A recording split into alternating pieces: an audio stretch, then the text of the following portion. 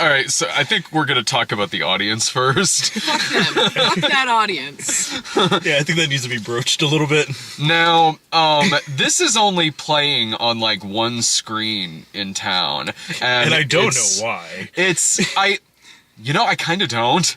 Like, quality of the movie aside, it's a mainstream horror release. I mean, Yeah, typically it's no different than the fact that like the Sinister movies have been on every screen in town. Like it's no fucking different. Like we saw The Forest over it. Yeah. 12 and last The Apparition when that came out. Which this is playing over at the theater that we usually see like the religious movies at and like the indie flicks. So it's on one screen. It's we saw it at a 7:50 p.m. screening on a Friday night. It's Friday the 13th. So because there's not a lot of screens to spread this out at, this theater was packed like it's a Marvel movie, just as packed as when we saw like Rogue One. Thing is, this is a PG-13 horror film, and when you get a group of people together who would rather go pay to see a PG-13 horror film instead of staying home to see a real horror movie on Friday the 13th, you're going to end up with a lot of screamy, shouty preteens. I was going to say, like, if the cutoff to this was, like, actually PG-13, like, there would have been half the people in there. There were just fucking, like... screaming 10-year-olds. Yeah, there were actual children in this screening. Which, I mean, I'm not going to come... Like, in a way, like, I've seen plenty of movies that I shouldn't have seen before I was old enough to be in the theater. Like, I think, like, when we went to see, like, Crank 2, there was a guy there with, like, a fucking, like, 6-year-old. There was a kid in the theater when I went to go see History of Violence. Like, better choice to bring the family to than Bye Bye Man, by the way. Yeah, I mean, I can't sit here and, like, harp on, like, too heavily and be a fucking hypocrite about it, but at the same time, it's like... Fuck me. I got asked, like, after we saw Sing, because we brought up that audience, because we're sitting in front of a kid who kept kicking our seat at Sing. And so I was getting asked quite a bit about what's the worst audience that I've ever seen a movie with. And at the time, I was like, I don't know, the Sing audience was kind of annoying, but it was really just the kid sitting behind me. And I was like, I don't know. That you were flying coach for that one, apparently. Yeah, first class was in a different movie. So I think I can now safely answer that this is easily the worst audience I've ever seen a movie. Never before have I had such little faith in the intelligence of our future, and this is after 2016. Yeah. Than sitting here and seeing this movie in which the movie first starts. Not only did the entire theater just keep talking like it's like Maria Menounos is still at the beginning of the trailers. And now for a first look at some other bullshit TNT show that I'm just not gonna watch. So they just kept talking. And not only that, this is the kind of... The people in this audience would jump at their own shadow more than the dumbest dog. I am surprised that they are alive. Like, their hearts must just be a fucking ticking time bomb. Dude. They were screaming so loudly, I was covering my ears. Like, it was hurting my ears. It was that bad. Yeah. They had to call the police, by the way. Because of the rowdy Bye Bye Man crowd. We're parked around the corner from the front here. Otherwise, I'd flip this around to show you. There's like 4 or so cop cars here. Like, there's legitimately like 6 cops in there. It's like we went back outside the door. Like, they were watching us like we were fucking like Taiwanese protesters. Like, they're like a minute away from getting the fucking water hoses out. Dude, the Warriors had a less rowdier screening than the one we just sat at. Like, Jesus Christ, like, the actual meeting of gangs in the Warriors had less of a police presence. Like, here's the thing. I got up to use the restroom at one point in this movie, and there was a kid coming back into the theater. He got stopped and frisked. I wish, because that would have... I wish, because something much stupider happened. The kid ran into the door because he didn't realize that's a thing you should open. And so when I was out in the bathroom, there was a guy at concessions. One of the employees at concessions goes, "Man, I'm just so sorry you're in there." I saw him. He moved his mouth. He said, "Help us." I never said help us. You know what I love is that the kids next to me, at first there was just two of them and there was a space between. And then one of them goes to me, "Ma'am, is anyone in the seat?" They called me ma'am. Polite enough for a ma'am. As soon as his little fucking turd brother sits there, they're like, chatting through the whole fucking thing. I'm like, what happened to ma'am now? And they're complaining about other kids talking in the theater as they talk through the whole thing. And they're saying their own comments. Like, they're like, "Oh, they're gonna get laid now. Take off your panties," and shit like that. And I'm like, dudes, you don't know anything about sex or boobs or any of this shit. Or like, come movies. On. Or movies. I've been at movies before that have had bad audiences. Everyone has. This is the first one that I've been to where the audience was so bad that they handed out free passes afterwards. I was in the restroom when they did this, and you came up to me and... Letty and I got stopped by the manager. Like, there were just a crush of people heading through the door out of the theater. And they were all 1.5 feet shorter than I am. So it was easy for her to spot us. And the manager just walks right past this whole crowd of people up to us. Is like, "So was your guys' viewing experience kind of, how was it?" And Letty's like, "It wasn't great." I told you, I was like, you should have said, "Ask me this when I'm done shitting my pants out of fear." And so she starts casually talking like, "Yeah, it was a bit much. Like, we didn't think it was going to be that bad. Just follow me." And so we kind of like walk around the corner. We see like the blue line there protecting and serving us out of the theater. Yeah. And she takes us over to like the little like door that goes back to wherever their offices are, and like comes back out and like it's like, "Okay, so there's 2 of you," and like tears off a couple of those free passes. And we're like, "Oh, we were with like 3 other people," and she didn't even ask like, "Oh, well, where are they?" or anything. She's like, "Okay," and just starts tearing off more of them. I was thinking, like, I wonder if they just handed these out just to the adults who are in the crowd. What if this you know what felt really bad about it?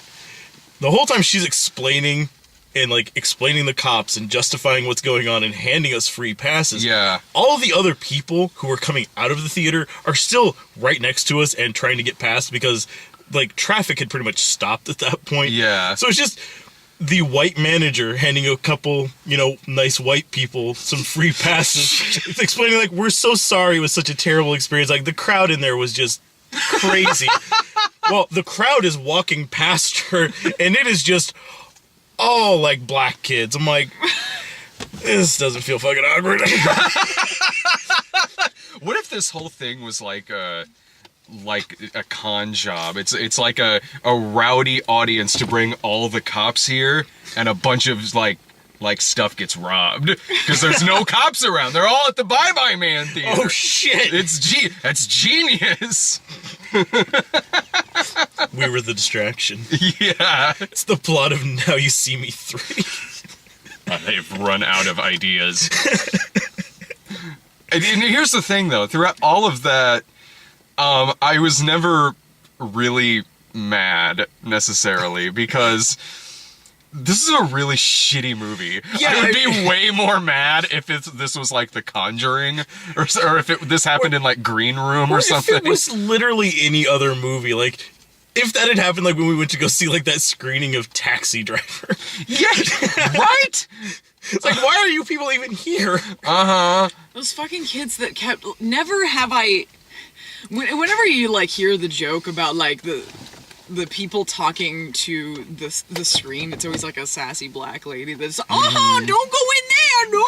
See, I was like, that doesn't happen in real life. No, it happens. It happened tonight. I was there. It was all these stupid kids, and there were things happening that are not hard to understand. Like, okay... The light would turn on quick. Oh, shit. Oh, shit. Like, the thing was messing with their heads, the Bye Bye Man, and they would see things. And this is well established because this is the climax. Yeah. And then, oh no, it's making them see something. And then there's a girl in the audience, what's going on? What's happening? What is going on? You know what's going on. Shut up. I have heard that the sentence, "What is going on?" screamed at a movie before, and it was you during A Million Ways to Die in the West. Because at that point, I legitimately believed that I had died and I was in hell.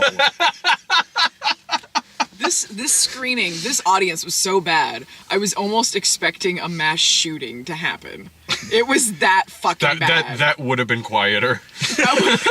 No one would have noticed. Yeah. Everyone, every single one, had to put their damn flashlights on to leave the theater, as if all the million ones around them weren't, like, lighting up the place. And they had to shine it in my damn face as I'm trying to leave. Well, and it's so hard to navigate a straight line to the aisle and then a straight line to the door marked exit. Well, I mean, it's so hard. Go figure this audience is at a movie in which one scene, the movie dyes its blood black to keep it a PG-13, because God forbid a horror film have blood in it. When did it dye it black? When the guy shot the woman with a shotgun in the flashback that was in the middle of the movie, she goes up against the wall.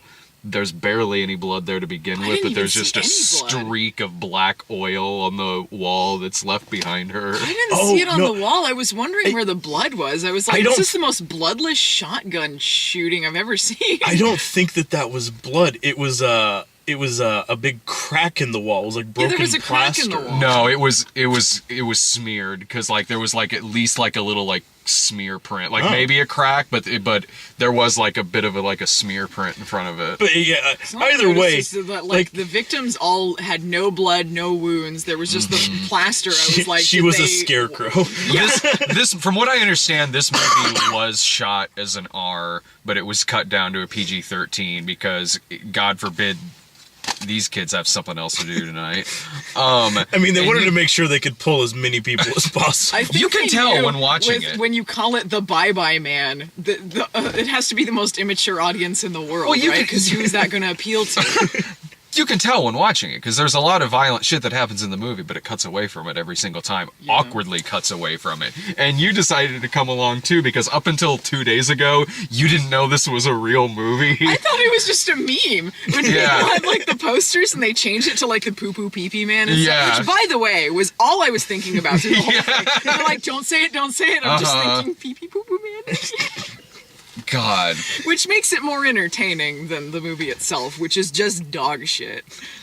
These kids screamed and shit their pants at a movie called The Bye Bye Man. It's like shitting your pants during oversexed rug suckers from Mars. Like Jesus. It's got it's got all of the jump scares and all of the typical like PG-13 bullshit like that's you see in all these movies nowadays. But like, but at the end even of the day, if you take that away, just like it felt like a Final Destination movie. Yeah, like it was no different than what you'd see in that. Even if you take that stuff away and you just look at the monster itself, it blows. Oh, that wasn't a monster. That was the lead character from Beastly. Yeah, it just looked like some dude and his American Werewolf in Paris rejects dog walking around. What was that shit? It looked like the same quality CGI you would see in the 90s when that movie came out.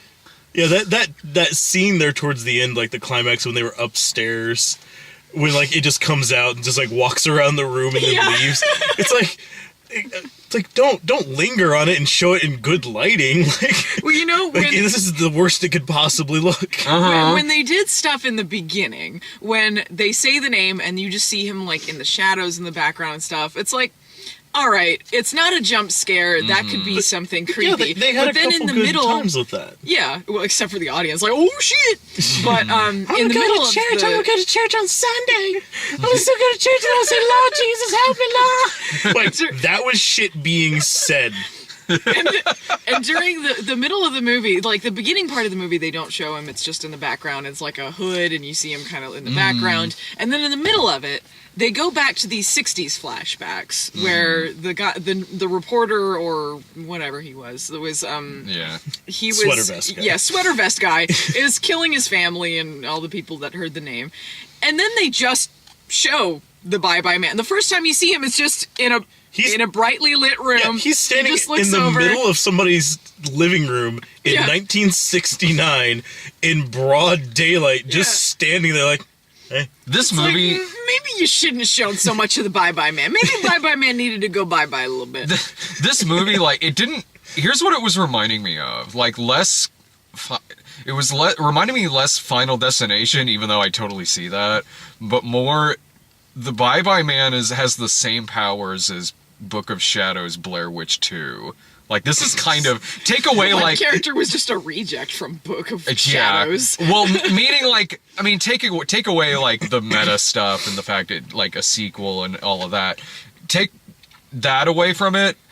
This is kind of the same movie. It's about like this ghostly creature that's altering these people's reality, that's making them turn on each other and see things that are going to make them injure each other or murder or like accuse the other people. Tries to incriminate them for murder with the police. Yeah, that happens in this movie. Honestly, I think this movie, if I can have a compliment towards this, I thought it was better than Blair Witch 2, which is maybe why it's a ripoff of that, so you can at least say that nice thing about it. Should have just framed it around him being interviewed by Carrie Ann Moss, who's in this movie fucking for some reason. She's in this movie, so like I could married to a producer or something on this. Like what? Like, so how I did could that say happen? she was the best part of the movie because it's Carrie Ann Moss. Like when she showed up in the movie, which is maybe an hour into it, I was like, you know, if you completely rewrote this and didn't have it follow around a bunch of dumb college students, but instead is following around cop Carrie Ann Moss investigating this,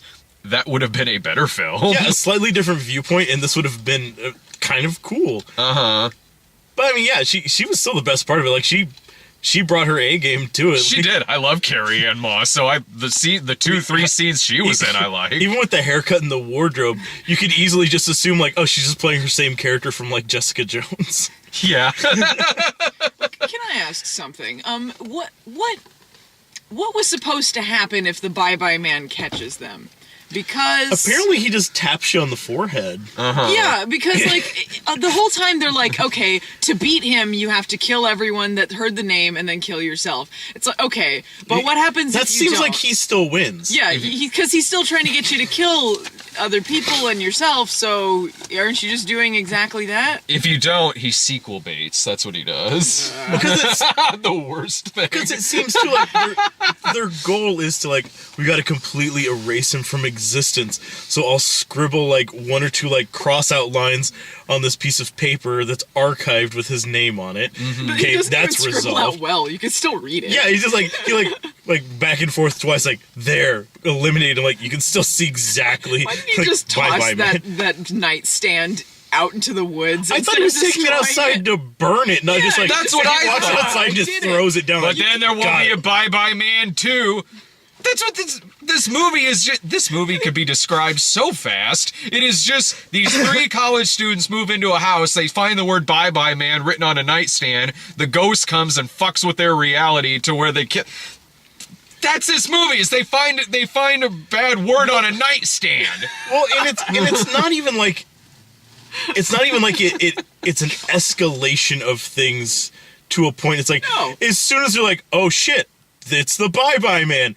Within like fucking minutes, they're already seeing the same shit that's gonna like the same level of shit that's gonna follow them the rest of the movie. It's like oh, so he just starts off and he's just got one speed and that's it. And Yeah. we don't gradually build to it. It's No. not like doing more and more intricate things. It's just you're seeing shit and that's it. You're seeing shit. Within 20 minutes of the movie, the main kid in the film who looks like a 20-year-old Michael Shannon, like eyes all bugging out, and like still within 20 minutes of the movie, he's like fucking tweaking out and shit. And honestly, he's probably like pretty good in other things. I could kind of see that with how crazy he was acting in this. Yeah. I don't know if I have seen him in anything else, or if I was just looking at him going, he looks a little like a really young Michael Shannon. Yeah. I was just remembering my. Oh, go ahead. Oh no, I was just gonna say like, yeah, it kind of reminded me of that, or with all like the punk rock shirts and everything, and kind of his general look, like reminding me like, it's like, he does kind of look a little bit like Anton Yelchin did in Green Room. Yeah. Yeah. Oh, speaking of that, like, gee, I wonder if the people who made this are a big Dead Kennedys fan. That had this one more than Big Red was in Monster Trucks. I was just remembering my favorite audience reaction. If there can be a favorite one. All of them were There's a lot to overblown choose from. and fucking awful. But there's a part where he's hallucinating like a train, which I guess was a callback to the girl getting hit by a train. And then there's It's a like callback to the end of Blair Witch. They never really did explain the train thing. And then there's 3 asses. You just see 3 naked people. This was when you were. Oh yeah, you missed the 3 Oh, asses. I did? Yeah, there's a train and then a quick cut to 3 naked people, 3 asses, and the audience like, oh! Like this was terrifying to them. 3 I asses. forgot about that. Thank God, though, I was there in the scene in Monster Trucks where one of you went up to the restroom, and it was in one of the 3 montages of that where the girl's working on the car, but she looks over and the guy's butt crack is hanging out. Oh yeah. Looks at the We didn't even camera mention like, that in the review. That I character know. was such a nothing thing. but looks at the camera like, mm-mm. So at least I got to see that butt crack and that. Bye-bye, You didn't man. see the bye-bye. What did the asses have to do with anything? I'm not sure. I still don't know. The train, I assume, was a callback. But he I don't know was what the asses he had was to seeing the train before that, and he was seeing the train after that, and after he died. Apparently, the train was going through the inside of the house. Yeah, what did the train like, have to... Because they said there were lights in trains And and the shit. same with like those coins. It never explained why they They were. never explain any of the lore of the Bye-Bye coins. Man. They also don't explain why. Because in his previous life, he was a boondock saint. And I still don't get too like after they're at the end whenever kid like shoots himself and fucking Sam from Battlestar Galactica. I thought that's who that was, crying yeah. outside. Like it pans back and it shows the whole house and it's just on fire now. Yeah, why? I guess the dog set it on fire. The dog knocked over a candle. It feels like a lot was cut from this. You can tell. A lot that was important to knowing what was happening. So that girl really should have been like, what's going on? About like the coins or the asses or the train or anything that... And When I now got- I'm worried that we're gonna get like, cause I'm sure we're gonna get a Bye-Bye Man 2. Maybe it'll do like what Sinister 2 did, and the entire movie will just be like building the mythos of the Bye-Bye Well, Man. when I got back in from using the restroom, the audio, I could tell like something happened because the audience was at their most rambunctious. And so I sat down and just went like, I sat down, leaned over to you and went, the fuck did I miss? And you just went, what do you think? A stupid fucking jump scare. Like it turned, it showed something. Everybody, It's a Batman man. I'm sure the movie, like, it'll. Look, I don't know how well this movie will do. Yeah, it was fucking packed in there, but it's only I'm on sure one it met screen in town. I'm sure it met its budget off that showing. I hope that if we do get something, it's like the dudes who did like Ouija 2 make like a really good version of this, because this movie is kind of like if there was a sequel to Ouija that the idiots who did the first Ouija did, this is what it would look like. Because yeah, Just it'd be thinking of the bit where he's driving in the car and then they're playing Bye Bye Love or whatever. Oh. He's singing along to that. yeah. Stupid. It's like wow, it's just scoured everything they could to find like what's a song that has bye bye in it. And when he's searching the search engine, and then I he went to puts search.com. Yeah, search.com, and then he puts in Bye Bye Man and comes up with no results. No results, It's the most and generic name possible. no results for something he didn't put quotes around on it. Like, you could put in words that don't exist, and like Yeah, 500 million results will I come could up. sit on the keyboard and Maybe still it wasn't get a good search engine. something. Yeah, Maybe search.com really is not a very good maybe it's not very good. I don't know. He needs to use something better like web crawler or something. But it came Yeah. up with the one documented evidence of the Bye Bye Man, so at least Oh it's yeah. in that way. Yeah, I like that it didn't get triggered by Bye Bye Man as a keyword, but it got triggered by don't say it, don't think it. Mm-hmm.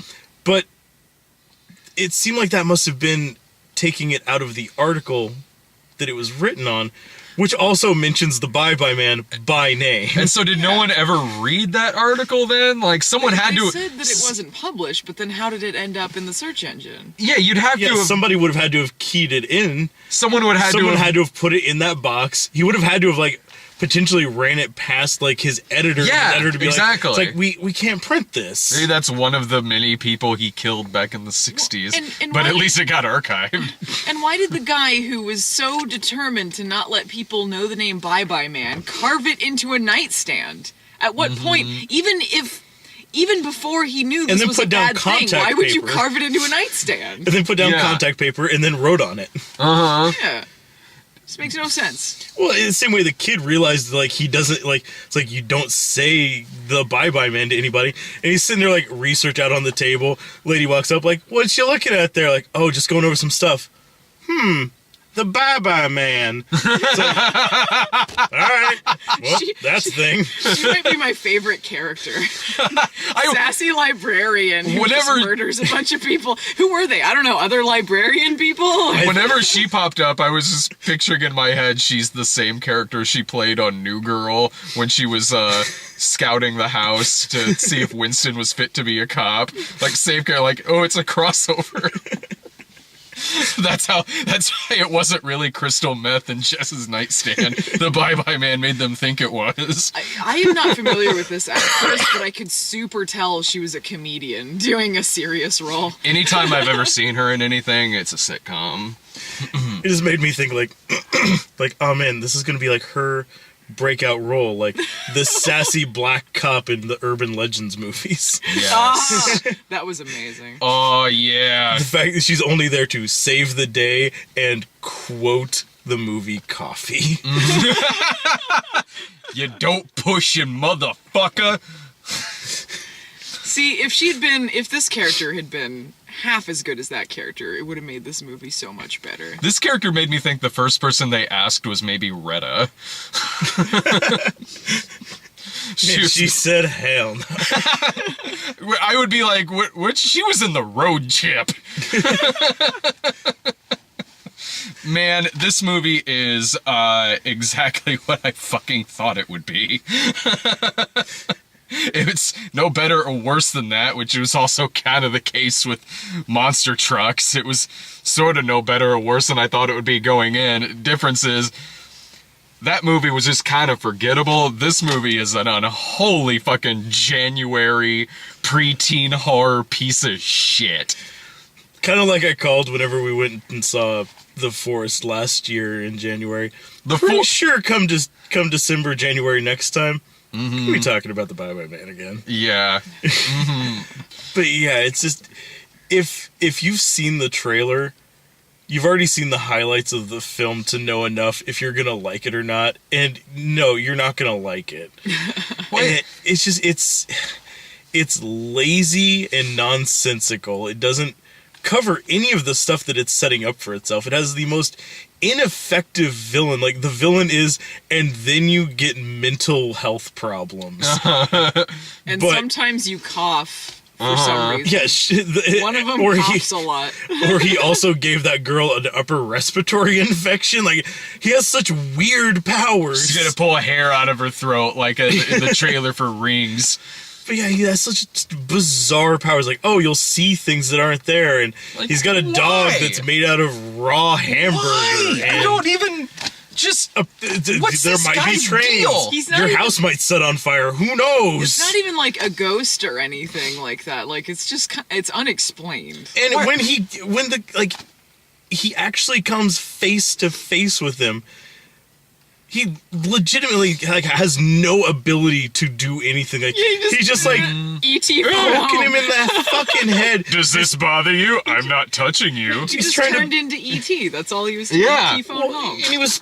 And I mean, I liked Doug Jones and a lot of stuff, but that was just. I mean, he was. God, that was him. Yeah, I didn't realize it was him Oh, till the man. credits, and I was like, Doug Jones, aw, sad. I didn't realize till the credits this is based on a book. What? Or at least like it said based on oh something. yeah. It said like based on the book or based on the story, the Bridge to Body Island. Maybe it makes Slightly more sense better in title? the story, but it did not make sense here. It's a confusing as fuck title that no one would have came to, but how is The Bye Bye Man the better option? Yeah. Like, we've got two we could go with. Which do you want to go with? Like, Well, what's going to appeal to dumb preteens The more? Bye Bye The Man Bye-Bye will. I wonder if it's those memes, which are funny, like Pee Pee Poo Poo Man, is what churned this audience out to go see this fucking movie. Maybe they were laughing at it a lot. But they they were were also screaming, but they were laughing. they were also genuinely shitting their pants at every jump scare in this fucking. Why is it that horror, by and large, it's the worst of it that gets released nationally? Meanwhile, a lot of the best ones I see, I mean, there's a lot that I do see in the theater, but a lot of the best ones I see are the ones you have to seek out on your own. oh yeah, like it might do a limited engagement in like some cities, or like they'll do like a one night thing somewhere. But yeah, usually it's like, I guess I'll just wait like 6 more months till I can find this somewhere. Uh-huh. Look, of course this movie's bad. It is a January PG-13 wide release horror film. It sucks. It sucks so much ass. It's called The fucking Bye Bye Man. Exactly. What did anyone think it was gonna be? It's made for scathing reviews that do puns on bye-bye. Yeah. That's all it's good for. The only way that I would possibly say to see this fucking thing is if it's one of those nights where me and you are hanging out and we're looking for the worst shit to watch on Netflix. Like the same night we come across Ouija Experiment. Yeah, well, but that's my thing, is that Ouija Experiment, terrible. We have talked about it a lot. We've done so much free press for these people. We should get a starring role in the next one, but it's god awful. But you know what? It went, like, I don't know that it went anywhere except for like their table at a convention and then Netflix. Uh-huh. That's where this one should have gone. Yeah. Like, there should have been a guy dressed like the fucking Bye Bye Man walking around handing out fucking buttons, and like somebody like with like the animatronic dog head, like, that's cool, walking around behind him. And then you go to like conference room C at 5 o'clock and they do a showing of it, and then you never hear about it again until like one day you're in a fucking family video that hasn't closed and you see it on the shelf and you're like, have I? Oh fuck, that's not. Yeah, that's where this thing should have gone, not a goddamn theater. Exactly. Right? That is, yep, that's this movie. I cannot possibly put it any better. I'm not even going to attempt putting it better than that. Although I will say, if they come out with any more of these, I want pun-based titles. I want like this sequel to be called like Kiss Kiss Bye Bye Man, or Yeah. Long Kiss Goodbye Bye Man. I want something equally terrible. The bi-curious man. Bye-bye Centennial Man. Yes. Yes. Oh yeah, he's a robot in the next one. It would make more fucking sense. It couldn't make any less. Any final thoughts on it? No, you summed it up pretty well. Yeah. Brian's summary is the best you could ever do for this. I don't know what's coming out next week. It'll be more watchable than this thing in terms of the movie and the audience. So, see you then.